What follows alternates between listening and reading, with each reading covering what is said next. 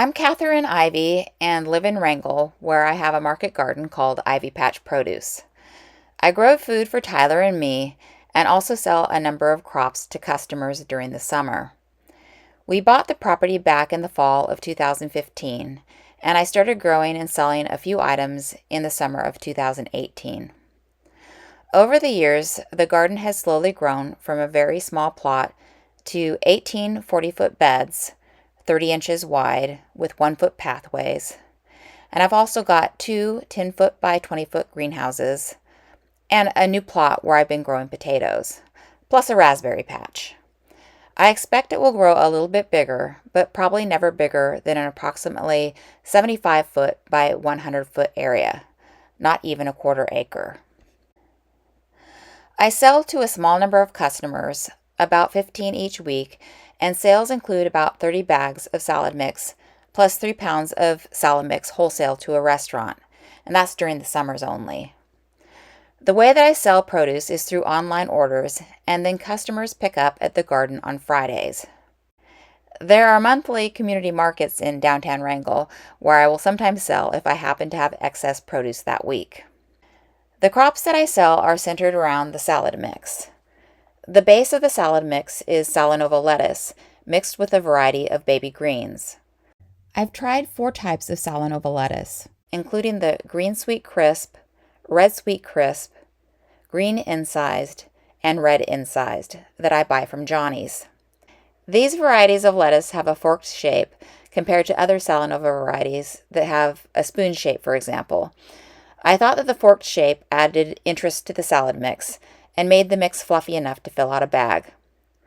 The green sweet crisp has a fluffier head and a darker green color than the green incised, so I use the green sweet crisp as my green lettuce.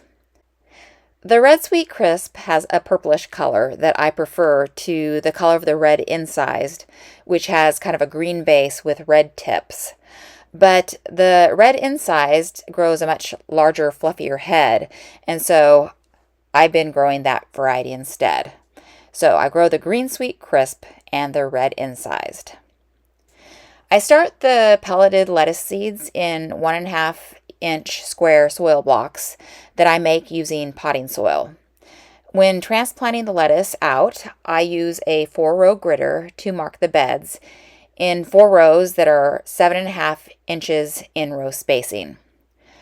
When the head is mature, it's designed to be cut above the crown to provide numerous baby-sized leaves. New leaf will then grow back to be able to be cut again. In the past, I've cut the same lettuce crop more than twice, but I've noticed that it becomes more scraggly and prone to harvesting pests. So I've been mostly sticking to only 2 cuts and then terminating the crop by either cutting it at the base and leaving the roots in the soil, or if I want to direct seed something afterwards, I'll just pull the plant out entirely with the roots and all. The baby greens that I'm currently using in the salad mix include baby chard, orach, and mizuna, and I'm often wavering about whether I should continue to try growing baby spinach as well. From the beginning, I've used a baby chard variety called Firefresh chard that I buy from Territorial. It's green with a red rib and is intended to be grown as baby leaf. I can cut from the same plants throughout the summer. I've been seeding a couple of individual plots of baby chard in succession so that I can cut the first plot one week and then the next plot the next week and so on, and always have baby chard available. The difficulties that I've discovered with baby chard are that the regrowth includes a half-cut leaf from the previous cut that are not very nice looking.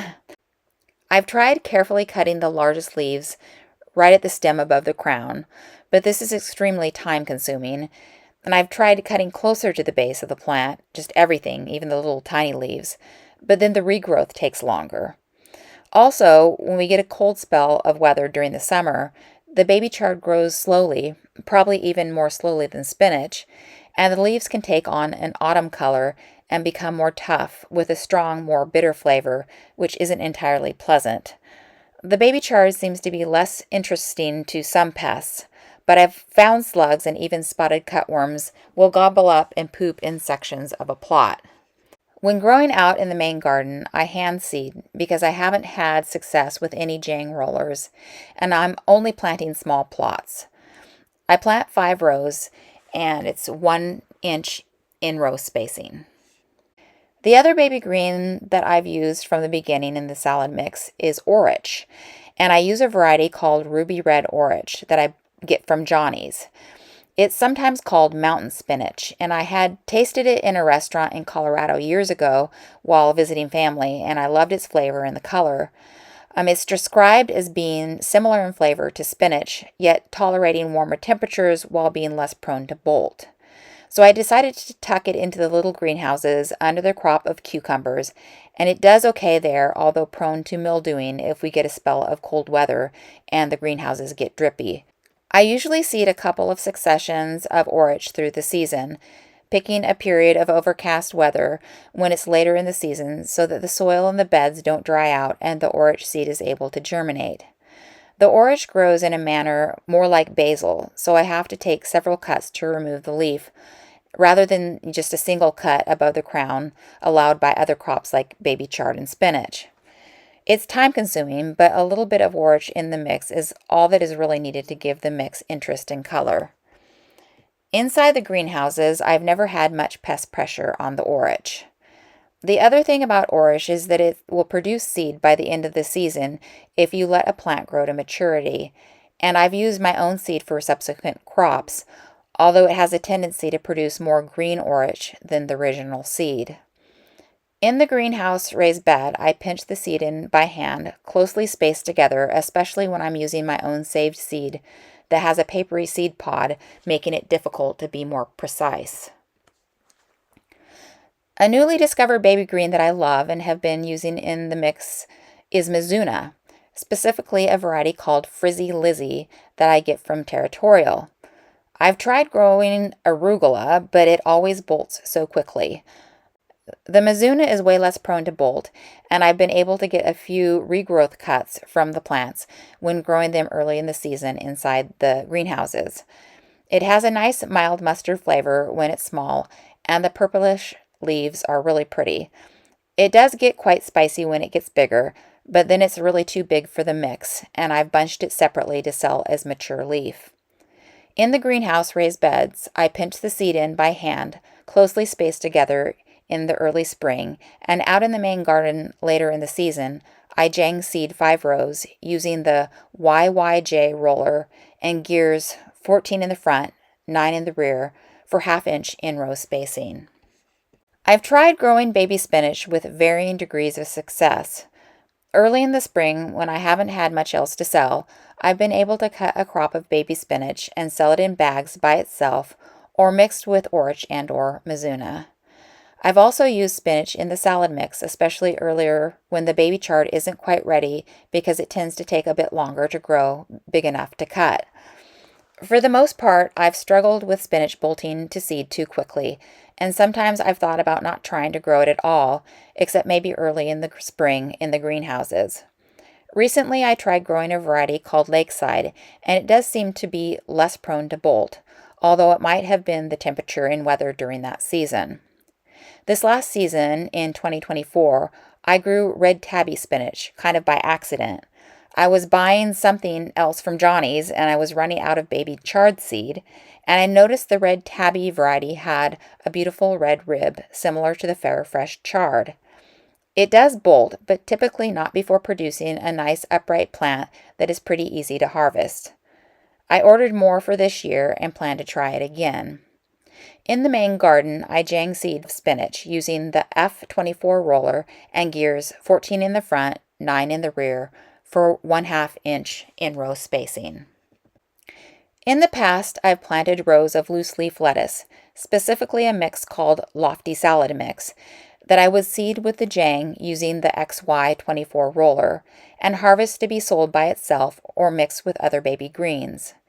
At first, I was in love and felt sure that I would switch completely from Salanova lettuce to growing only loose leaf lettuce.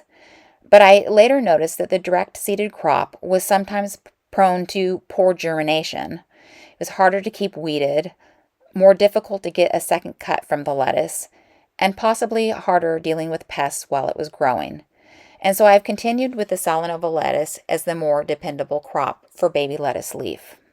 I also received mixed reviews from customers on the loose leaf lettuce, so stopped growing it altogether after a few years. I've considered using only the green and red Salanova lettuce in a mix and not dealing at all with growing other baby greens, so that I could focus on only transplanting and not having to deal with direct seeding, and also not having to deal with multiple crops that grow at different rates and require different harvesting methods. With most of the baby greens, I've tried growing either 5 or 9 rows. The downside of growing 9 rows is that it's almost impossible to weed in between, and I imagine the plants are able to grow larger when given more space. I haven't settled on the right number of rows, but I have noticed that I've been leaning towards planting only 5. Growth durations for my crops will likely be different for people, even in the same region, because my garden is in a treed location that cuts off light at the beginning and end of the day. I start growing baby greens as early as possible in the unheated greenhouses. I make sure that the soil is thoroughly wetted, plant the seeds, and then place row cover over the soil to maintain moisture and avoid freezing at night.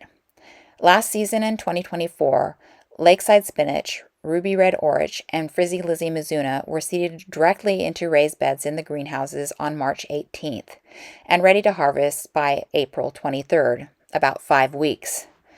Because I also have limited space in my house for starting transplants, as soon as the lettuce starts germinate in their soil blocks on shelves in the house, I immediately move them onto tables in the small greenhouses and cover them with row cover to keep them from freezing at night. Last year, the Salanova lettuce that I started for the main garden was seeded for transplant on April 2nd, planted out into the garden on May 1st, and ready to harvest for salad mix on May 30th. In other words, 30 days to transplant and another 30 days to harvest. When water lines have thawed, I remove row cover from plants and use drip tape for irrigation. The plants then form a canopy that reduces evaporation and limits the amount of watering required. In preparation for growing crops out in the main garden, I primarily use seaweed and clover to add nutrients to the soil. Migrating birds arrive in the spring and kick through the beds of seaweed, breaking them up into smaller pieces, and if we have sunny days to dry out the seaweed, I'll rake it off the bed into the pathways, breaking it up by stomping on it, then rake it back onto the beds.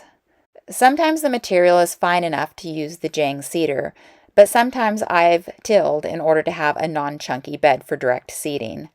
I like to direct seed baby greens when there has been a few dry days so that the soil isn't muddy, and also when there is a forecast for a few days of rain to keep the soil moist after seeding.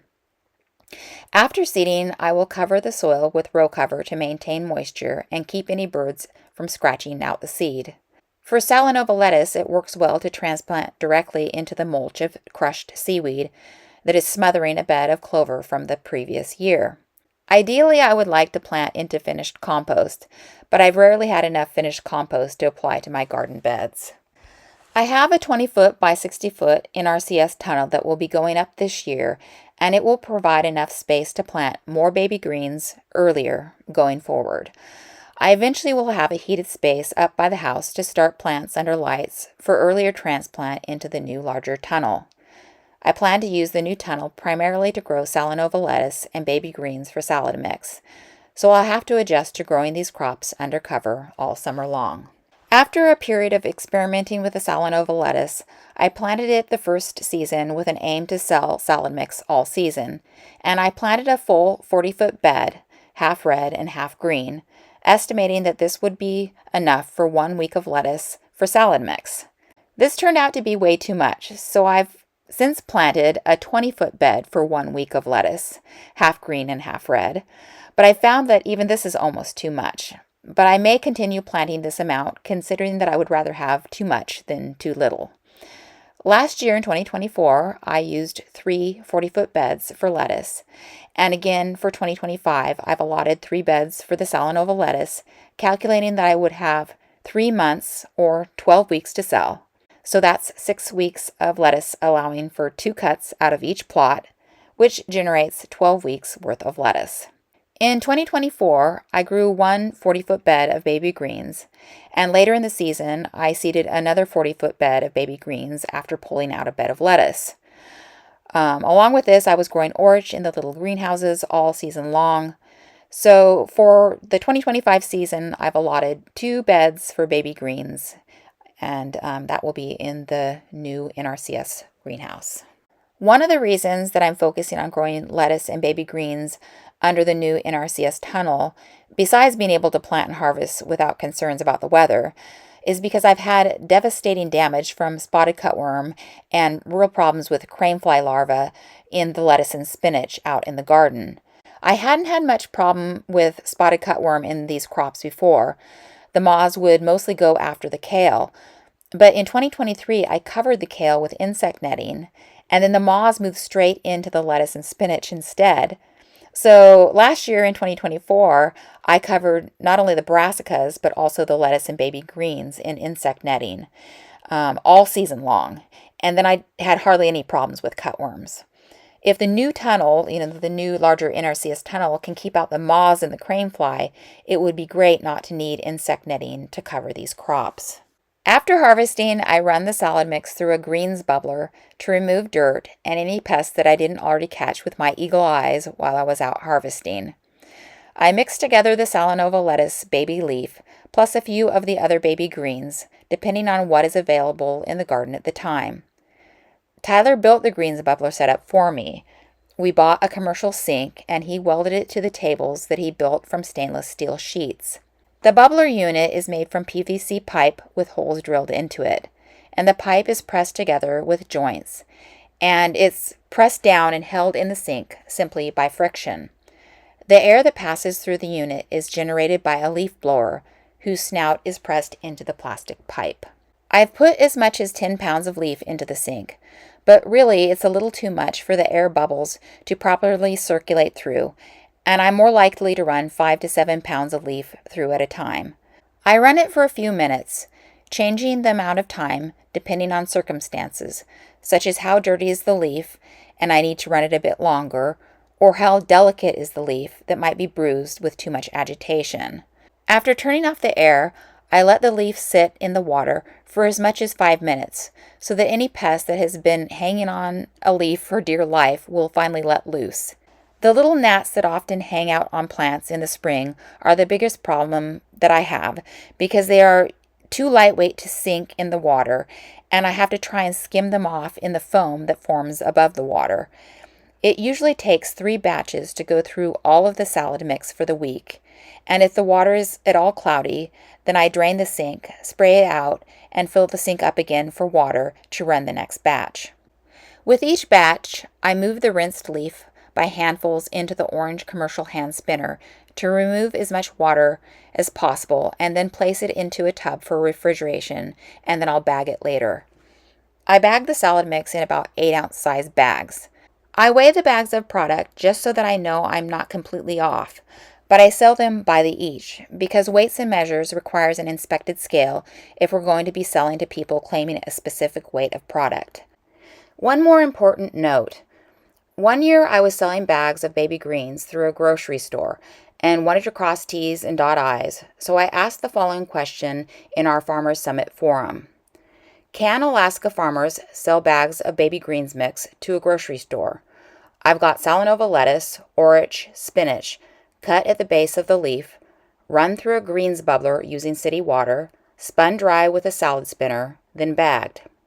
And the answer was, I checked with my colleagues at the ADEC Food Safety and Sanitation Program, and they said they would recommend that the grower add a statement on their label that the product is not considered ready to eat and should be washed before consuming. So I put a label on each bag when I was selling at the grocery store, but I'm now doing direct sales, so I put a statement on the online product description explaining that the salad mix has been rinsed once, but should not be considered ready to eat, and I explain this in person when selling at the community market. However, because I know how carefully and thoroughly I harvest and rinse the baby greens, I consider it ready to eat for myself and just dump it on my plate. It's important to note that this applies only to selling baby greens that have been cut at the stem, not selling greens that have been chopped up in a bunch of different pieces with a knife, which would require a permit. I'm currently selling the salad mix for $6.95 or $7.95 per bag, depending on if it's mostly lettuce or if I have a lot of baby greens in the mix. If I'm selling only baby greens without lettuce, then I sell each bag for $9.95 each. I haven't had a solid year of selling baby greens recently. In 2024, I had a death in the family, and in 2023, my crop of lettuce was completely wrecked by spotted cutworm. Back in 2022, before I had optimized my growing space for the Salanova lettuce, I was making about $700 per 40-foot bed of just growing the Salanova lettuce by itself. Currently, I can't say for certain how much the salad mix could optimally generate in income, and I haven't calculated the amount of additional work time required to harvest, rinse, and bag the baby greens. So I don't currently know the income to work input ratio for producing salad mix. Is it worth it?